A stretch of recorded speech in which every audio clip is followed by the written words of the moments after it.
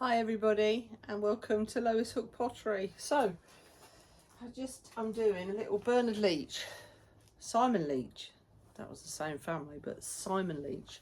When you ever watch him on his little chats, he always has one of his mugs he's made and has a cup of tea. What I wanted to say was this was one of the first mugs that I ever made, and it went to my father-in-law who's now poorly, and I've got it back. Made him a little place to hold his thumb on so it didn't tip. Anyway, cheers everybody. The news is that the two big pots and the tile are fired. Let's have a look. I will get them out for you. I haven't seen the bottom one yet, but I want to say, oh, this is still hot actually. I want to say that my second £20 pot that I made for the sink has fired beautifully. I'm really chuffed. No issues, no warping, no misshapes. I did a 2-hour warm-up. The other pot that's underneath the shelf, I haven't looked at yet, I'd had it in the airing cupboard and I was really adamant it was dry, but I still gave a 2-hour warm up before I went to a cone 04 bisque fire. So look at that, eh? And the cutting out on that previous one has come out amazing. Unfortunately, you guys are going to have to wait a bit longer because the lady that I'm doing it for, she has to see it first, so I cannot put that up. And I'm not seeing her for a few days.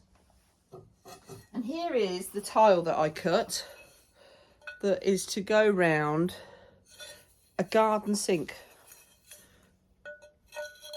And guess what? It's flat.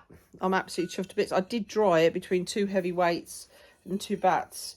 And this is all hand carved. So I have celadons for this. I'm not sure about how it's going to come out, the glaze bit. That's the bit for me that'll be a bit difficult. So we must make sure that I do not write the big one, the £25 pot. Let's have a look. Let's have a look. It's in one piece. It doesn't look distorted. It's a bit warm. There it is. That is. Show you what I've done at the bottom. I love this stamp. I made this stamp last year, and I don't know if you can see it, probably upside down, isn't it? I made that stamp last year for my signature. Got it made for me in brass. This is exactly when you'd want it, because you can't, you know, it's nice to have something put on there that, but anyway, I've kept the roundness. It is quite slim. It's trimmed back beautifully. So there you go.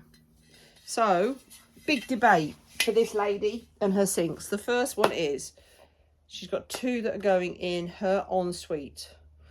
The first one's come out amazing. She wanted them originally 2 separate glazes. I have a plan, if she still wants that, I have a plan of how I can make it work, because I've got them identical. I've got another glaze that will go over, that isn't a celadon, but will show those marks up.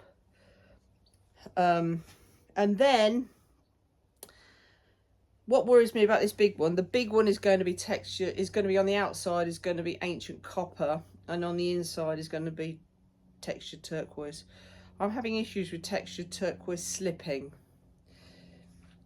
so I'm going to do it very different. Usually I glaze by putting one on, it's nearly dry, put the next coat on, I dry it with a hairdryer, I put the next coat on, or I leave it overnight on the glaze.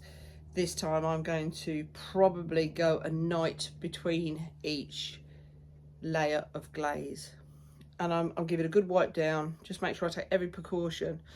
It would absolutely break my heart to have, as I've had in the past with such steep sides, the textured turquoise slipping. If any of you have any thoughts on that, please share with me, because that's what we wanted. We want to do ancient copper on the outside, textured turquoise on the inside, or something like that, so that it's really powerful from the outside. So there you go. What can I say? Let's recap. £20.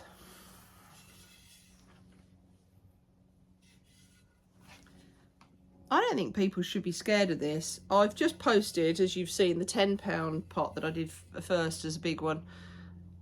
The hardest thing was one, keeping the centre, but was drawing out to make the base. You know, I think I did all right. I managed to. I did it better on this one, but this was the third big one, which of course, as we know, is £25. It's quite a lot cut off, obviously. You can imagine. But it definitely was bigger and deeper. I want it to be deeper if it is in an ensuite, in a downstairs bathroom. So there you go, eh? It's exciting, isn't it? Now, usually glazing is a little bit, it takes so long.